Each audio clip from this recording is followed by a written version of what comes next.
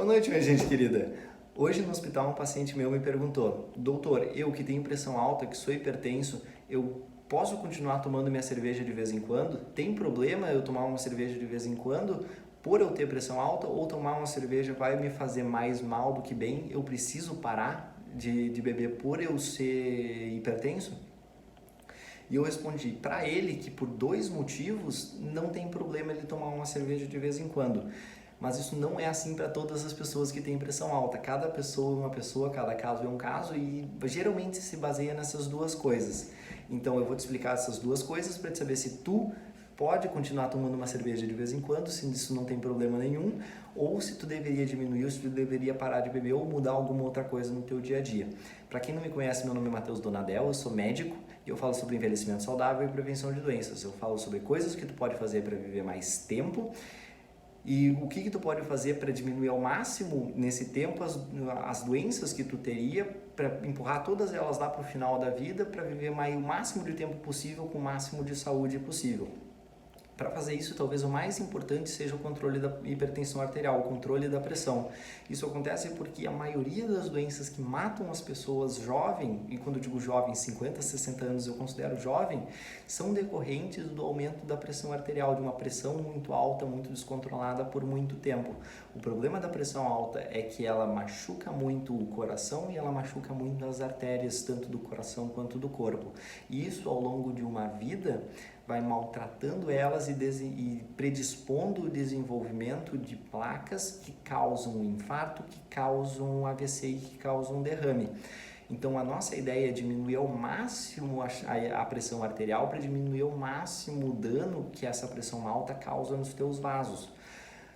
Quando a gente baixa a pressão de uma pessoa que está 14/9, a ideia é deixar a pressão dela o mais próximo possível de como a pressão dela era quando ela tinha 15, quando ela tinha 16, quando ela tinha 20 anos, porque ninguém de 20 anos, quase ninguém de 20 anos, tem uma pressão tão alta.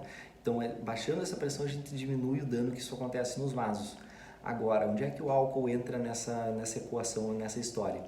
O álcool ele aumenta a pressão arterial. O álcool ele é um agente que aumenta a pressão arterial. Então, se tu consome álcool com regularidade, se tu consome bebida alcoólica com regularidade, a tua pressão vai ser maior do que ela seria se tu não consumisse. Ela aumenta alguns milímetros de mercúrio e ela pode aumentar esse tanto que o álcool aumenta, pode aumentar a tua chance de ter infarto, de ter AVC e de ter as outras doenças associadas à pressão alta. Agora, se eu acabei de te falar que o álcool aumenta a pressão e aumenta a chance de ter esses problemas do coração, por que eu disse para o meu paciente que tem pressão alta que para ele não tinha problema de tomar uma cerveja de vez em quando? Aí a gente entra no primeiro motivo, que é o mais importante é o quanto a tua pressão está alta. Ter a pressão alta que é o fator de risco. As outras diversas coisas que causam a pressão alta, que fazem com que a pressão aumente, são importantes sim, mas o mais importante é tu ter a pressão alta. Então, algumas pessoas que têm os hábitos mais saudáveis do mundo, que fazem atividade física, que comem tudo certo, que não fumam, que fazem tudo bem certinho, ainda vão ter a pressão alta por fatores fora do controle delas, por fatores genéticos, isso acontece. Essas pessoas têm que tomar remédio. Então, se tu chega com a tua pressão no nível que tu não consegue baixar ela mudando os teus hábitos e ela ainda está alta, tu tem que baixar ela tomando remédio. Para o meu paciente, eu disse que para ele não tinha problema porque a pressão dele estava muito bem controlada. A pressão dele estava num nível normal, mesmo ele sendo hipertenso. E isso, o aumento que o álcool traria para ele, ele ainda ficaria numa faixa segura, numa faixa que a pressão dele não teria mais tão alta. Esse é o primeiro fator, tu tem que ter uma pressão bem controlada. O segundo fator é que eu sabia, porque eu perguntei, que ele bebe com moderação. Ele bebe pouco e ele bebe espaçado. Dentro da faixa do limite diário, que é geralmente uma lata de cerveja para homem ou meia lata de cerveja para mulher por dia. E não, infelizmente não dá para parar de beber a semana inteira e beber tudo no churrasco de domingo de uma vez, porque isso faz mais mal ainda. Então eu sabia que ele bebia num grau, numa quantidade que não era tão danosa.